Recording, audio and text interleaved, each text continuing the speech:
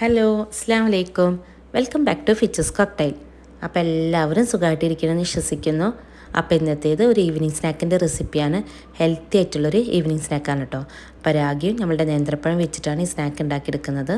അപ്പോൾ വേഗം തന്നെ നമുക്ക് റെസിപ്പിയിലോട്ട് കിടക്കാം. അപ്പോൾ ഇതുണ്ടാക്കാൻ വേണ്ടിയിട്ട് ഞാനിവിടെ എടുത്തിട്ടുള്ളത് നല്ല പഴുത്ത തൊലിയൊക്കെ കറുത്തിട്ടുള്ള നല്ല പഴുത്ത 2 നേന്ത്രപ്പഴം എടുത്തിട്ടുണ്ട് കേട്ടോ. നമുക്കിതൊന്ന് ആവിയിലൊന്ന് പുഴുങ്ങിയെടുക്കണം. അപ്പോൾ നമ്മൾ വെള്ളത്തിലിട്ടിട്ടല്ല പുഴുങ്ങിയെടുക്കുന്നത്, ആവിയിലൊന്ന് വേവിച്ചെടുക്കണം കേട്ടോ.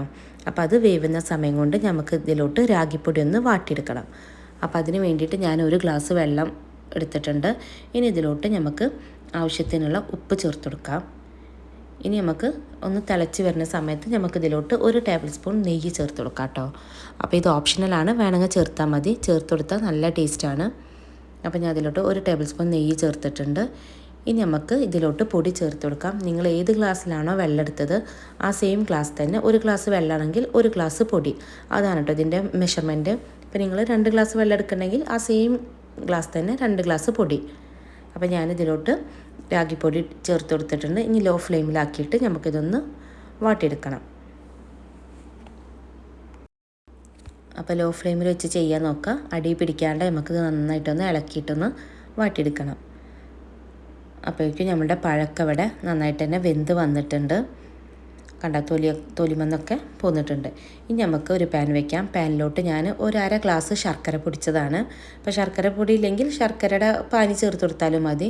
ഇനി ഇതിലോട്ട് ഞാൻ 2 പിടി തേങ്ങയാണ് ചേർത്ത് കൊടുത്തിട്ടുള്ളത്. അതുപോലെ തന്നെ 2 ഏലക്ക ഒന്ന് ചതച്ചെടുത്തതാണ്, അതും ചേർക്കുന്നുണ്ട്. ഇപ്പോൾ ഏലക്കാപ്പൊടി ഉണ്ടെങ്കിൽ ഏലക്കാപ്പൊടി ചേർത്ത് കൊടുത്താലും മതി. ഇനി ഇതെല്ലാം കൂടി നന്നായിട്ടൊന്ന് ശർക്കരയൊക്കെ ഒന്ന് ഉരുകുന്ന വരെ ഒന്ന് വഴറ്റിയെടുക്കണം കേട്ടോ. ആ തേങ്ങ നന്നായിട്ടൊന്ന് ശർക്കരയിൽ നന്നായിട്ടൊന്ന് യോജിപ്പിച്ചെടുക്കാം. ഇനി ഇതിലോട്ട് ചേർത്ത് കൊടുക്കുന്നത് അവിലാണ്. 1 പിടി അവിൽ ചേർത്ത് കൊടുത്താൽ മതി. അവിലും കൂടി ഇട്ടിട്ട് നന്നായിട്ടൊന്ന് മിക്സ് ചെയ്തെടുക്കാം.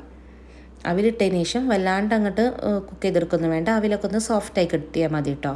ആ തേങ്ങയും ശർക്കരയും അവിലും എല്ലാം ഒന്ന് മിക്സായി കിട്ടിയാൽ മതി. ഇതാണ് കേട്ടോ നമ്മളുടെ ഫില്ലിങ്. അപ്പം നമ്മളുടെ ഫില്ലിങ് ഇവിടെ റെഡി ആയിട്ടുണ്ട്. ഇനി നമുക്ക് നമ്മൾ പുഴുങ്ങി വെച്ചിട്ടുള്ള പഴം ഉണ്ടല്ലോ അതൊന്ന് ഉടച്ചെടുക്കണം കേട്ടോ. അപ്പോൾ നല്ല ചൂടുണ്ട്. അപ്പോൾ ഞാൻ നന്നായിട്ടൊന്ന് സ്മാഷർ വെച്ചിട്ടൊന്ന് ഉടച്ചെടുക്കുകയാണ്. അപ്പോൾ ഇങ്ങനെ നന്നായിട്ടൊന്ന് സ്മാഷ് ചെയ്തെടുക്കുക. ഒട്ടും കട്ടയില്ലാണ്ട് സ്മാഷ് ചെയ്തെടുക്കുക. അതുകൊണ്ടാണ് നമ്മൾ പഴുത്ത പഴം തന്നെ എടുക്കാൻ പറയുന്നത് കേട്ടോ.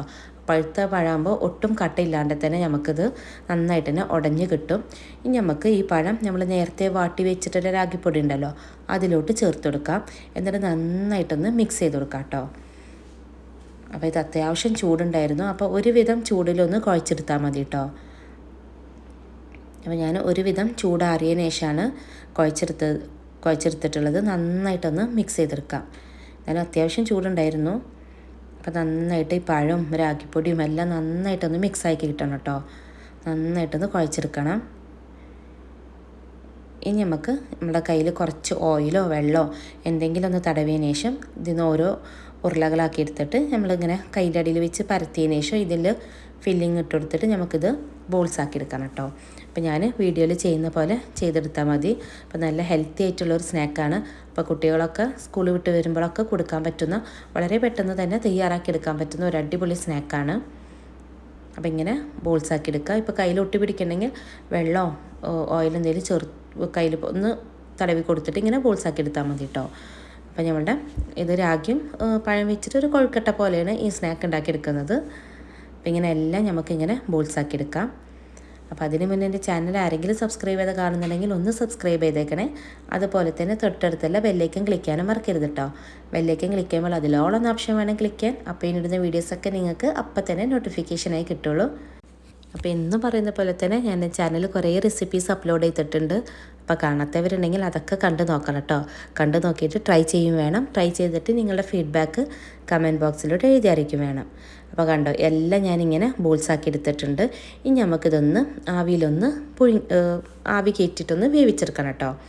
അപ്പോൾ ഞാനിങ്ങനെ സ്റ്റീമർ വെച്ചിട്ടുണ്ട്. സ്റ്റീമറിൽ കുറച്ച് എണ്ണ തടവി കൊടുക്കണം കേട്ടോ. എന്നിട്ട് നമുക്ക് ഓരോ ബോൾസാക്കി എടുത്തിട്ട് ഒരു 20 മിനിറ്റ് ഒന്ന് നമുക്കിതൊന്ന് വേവിച്ചെടുക്കണം. 20 മിനിറ്റെങ്കിലും വേണ്ടി വരും കേട്ടോ. ഒരു മീഡിയം ഫ്ലെയിമിൽ വെച്ചിട്ടൊന്ന് വേവിച്ചെടുത്താൽ മതി. അപ്പോൾ ഇത് നന്നായിട്ടൊന്ന് വെന്ത് കിട്ടുള്ളൂ കേട്ടോ. അപ്പോൾ നമുക്കിത് അടച്ച് വെച്ചിട്ട് ഒരു 20 മിനിറ്റ് ഒന്ന് വേവിച്ചെടുക്കാം. അപ്പോൾ ഒരു 20 മിനിറ്റിന് ശേഷം ഞാൻ തുറന്ന് നോക്കിയിട്ടുണ്ട്. തുറന്ന് നോക്കിയിട്ട് എല്ലാ ബോൾസും എടുത്തിട്ടുണ്ട്. അപ്പോൾ ഇത് ചൂടാറിയതിന് ശേഷം വേണം കേട്ടോ കഴിക്കാൻ.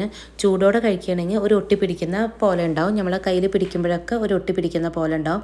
അതുകൊണ്ടാണ് ചൂടാറിയിട്ട് കഴിക്കണം എന്ന് പറയുന്നത്. അപ്പോൾ ഇത്രയേ ഉള്ളൂ കേട്ടോ. നമ്മൾ അടിപൊളി സ്നാക്ക് ഇവിടെ റെഡി ആയിട്ടുണ്ട്. അപ്പോൾ എല്ലാവരും ട്രൈ ചെയ്ത് നോക്കിയിട്ട് ഫീഡ്ബാക്ക് കമൻറ്റ് ബോക്സിലൂടെ എഴുതി അറിയിക്കുക. അപ്പോൾ ഇൻഷാ അല്ലാഹ് അടുത്തൊരു വീഡിയോ വരുന്നേരം thanks for watching. Keep supporting.